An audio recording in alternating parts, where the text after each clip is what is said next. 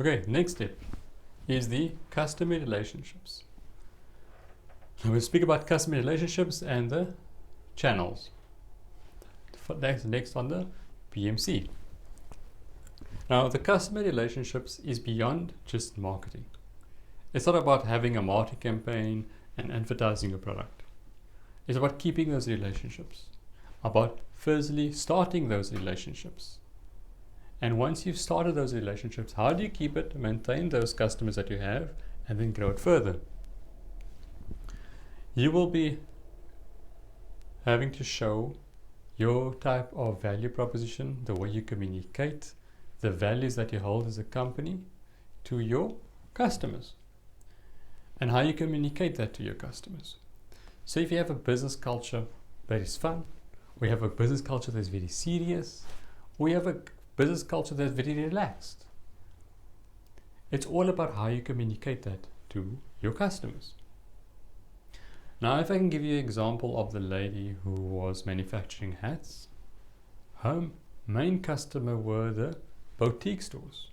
And boutique stores are known to be stylish. Am I right? They're meant to be relevant, up to date with fashion.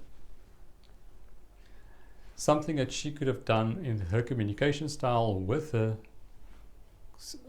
customers would be to have direct one-on-one conversations with them every week or month at least, where she can get feedback from them of what's selling, what's not selling, explain to the boutique stores that she will be able to adapt her designs to the needs of the boutiques clients that they have visiting.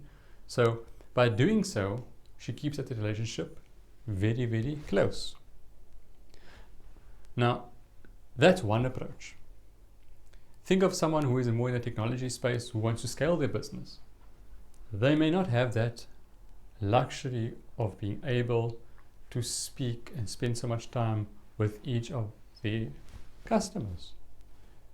Being a tech base, they would maybe want to scale their product quicker. The communication style of visiting might not, one-on-one might not suit them. And that's not maybe the culture that they want to have or offer. So your communication style is very important. You have to ask yourself, how are you going to grow new customers? If you've got a certain culture and the way you groom and hone your current clients, that will affect the way that you grow your future clients. You also have to ask, is your communication style relevant? Because you might need to have 3 different communication styles for each stage.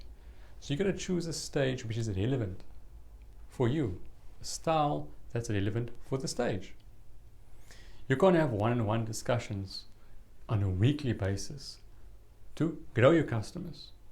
For that growing of customers, you might need to have or offer training sessions in the community or training sessions in that field, especially if you're in the service industry. You might want to attract new customers and grow your customer base by showing something that's new developments in the industry. So it puts you out there some type of authoritative knowledge-based type of individual or company in that sphere. That's one method.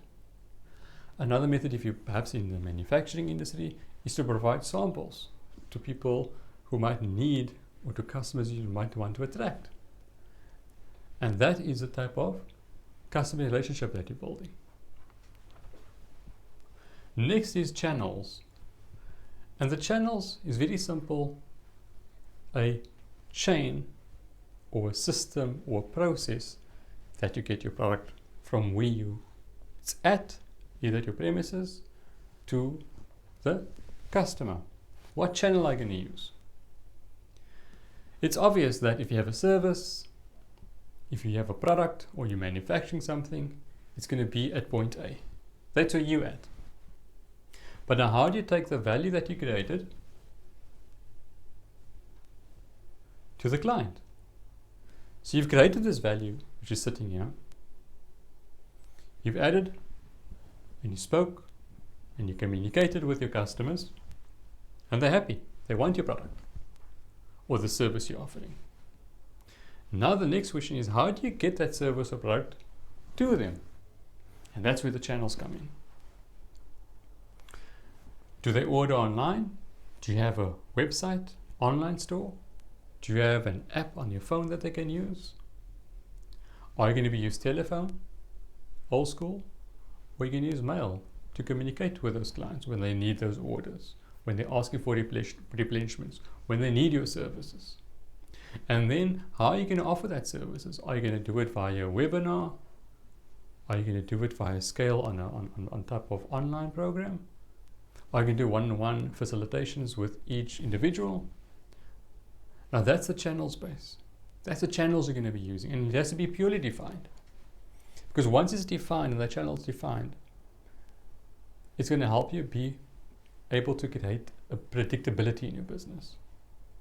And you've got to map out that chain in a very systematic way. Now, I can't stress enough the importance of your channels, because the channels you use will influence how your product is being perceived, and also allows you to be unique in your industry. If you're doing something different and something better than someone else in your industry in the way you deliver that product, that can also be a USP, your own unique selling proposition. And that will give you a great advantage compared to others in the industry. The example we all know of is Amazon when it comes to innovation and the channels they use. Another leader when it comes to products is Coca-Cola.